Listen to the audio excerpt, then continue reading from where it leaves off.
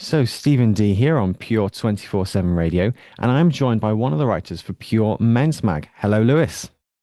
Hello there, Stephen.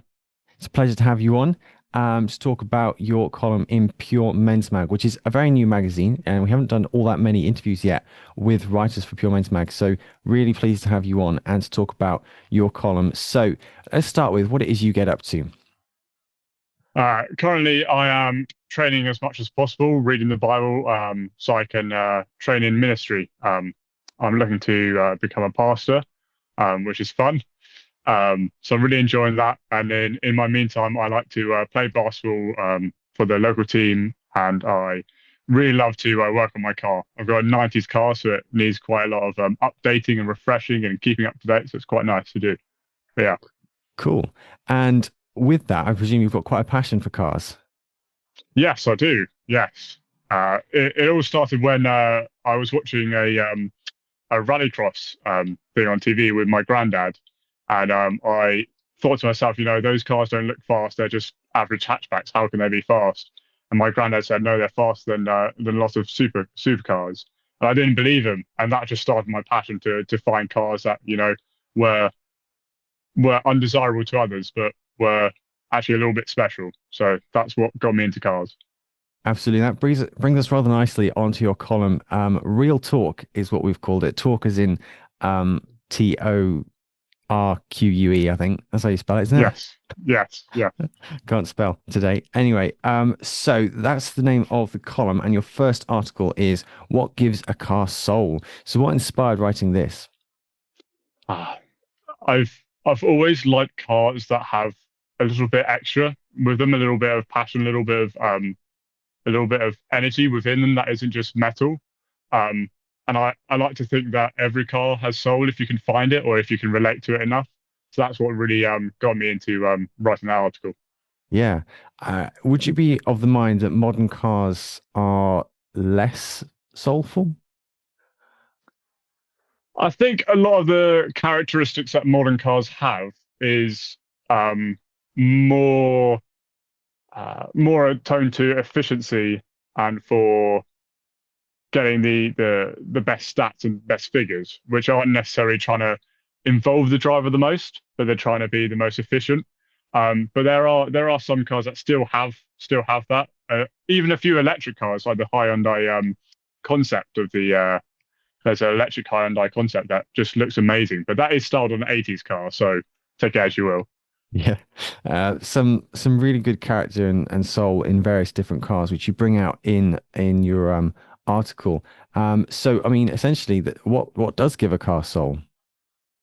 Well, I guess you'd have to read the article for that. But there's many factors that give a car a soul. Mainly the story that you write with the car, with all the memories that you go on the journeys with. When you have a first car, or when you have a car just to take you from A to B, it might be that that car takes you to like hospital to see your granddad for the last time, which mine did. And so that was just really to see how impactful a car can be along your journey of your life that matches your rhythm of your heart. And that's, I guess, what the soul can be. Yeah, I remember Jeremy Clarkson spoke about a particular Porsche, and he said it wasn't that great a car, but he had it one time, and it was the car he drove the last time he saw his father, and for that reason, the car has a lot of memories for him, and therefore a lot of soul for him personally. And I guess there's something of that. Different cars will be with us in different scenarios in life, and that alone can bring a lot of soul out, can't it? Yes, that's exactly what it is. Yeah, you're not driving it just to move metal around. You're driving it to experience. Yeah, definitely. So there's the journey on how we might use the car, which might bring about soul. There's some other factors you might mention in the article. I have read it, but there's quite a few things that can bring a car soul. So what might those be? Well, it might be your experience with the car before you even buy it. You might have been longing for that car for years and years and years, and you have been dreaming of that car, and that ambition to get that car matches it when you first drive the car, first feel the steering wheel. It might be your dad car that's been on the drive the entire time that you've just been sat in and pretend to change the gears whilst it's on the driveway or whilst he's gone to the shops, and that might just be that enough soul for you to connect with the car. So yeah. Yeah, it's interesting, isn't it, how we might connect to cars. So that there's some of the memories that we might have of experiences in cars. There's some of the longing we might have and want for a particular car. But a lot of the cars we might end up with are cars we end up needing. And even then, you can still have soul in a car because it's you need that car and you can get really rather attached. I know, certainly for my parents, they got very, very attached to various cars over the years. Cars that weren't necessarily that good, but you had to have them. And then there's memories that come with that. And there's also the sense of the car actually doing what it needs to do and being able to rely upon it, would you say? Yeah. Yeah. Yes, exactly. Yeah. My best friend, her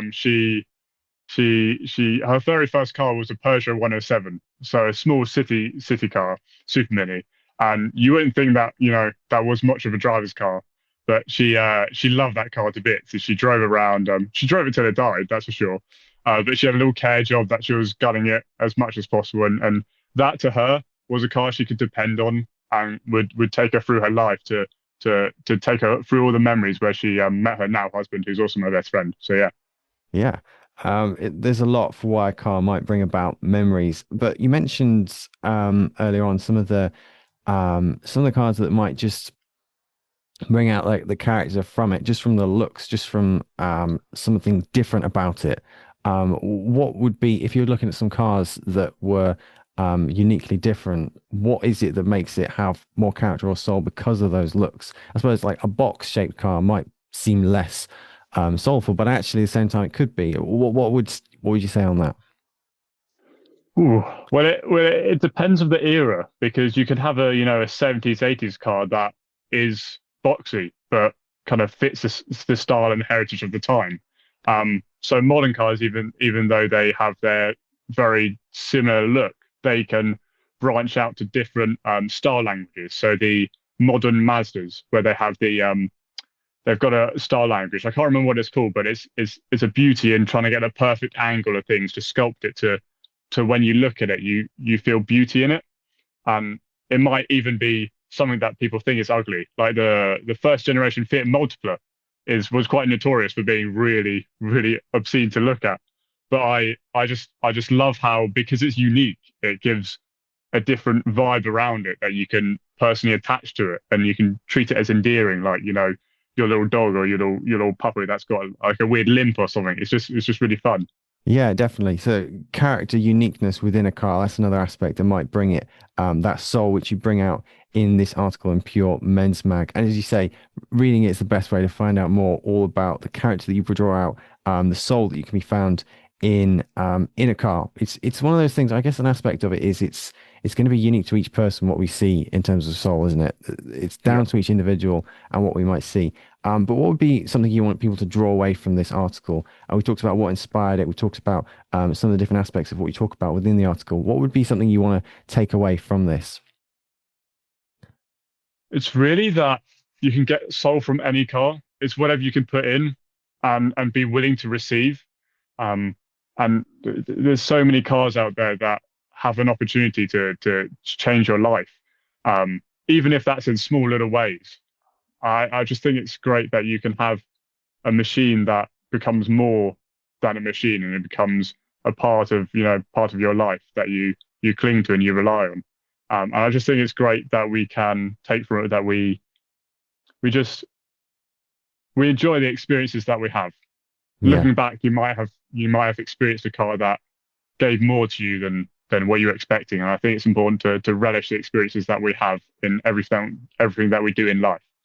Yeah, definitely wanting to appreciate the character and soul that cars ultimately have, and that realization that any car can have that if we're willing to find it. I love that. So thank you for joining us. Thank you for telling us a bit about Pure Men's Mag article all about cars. Real talk. Absolutely love it. Thank you for joining us. Thank you.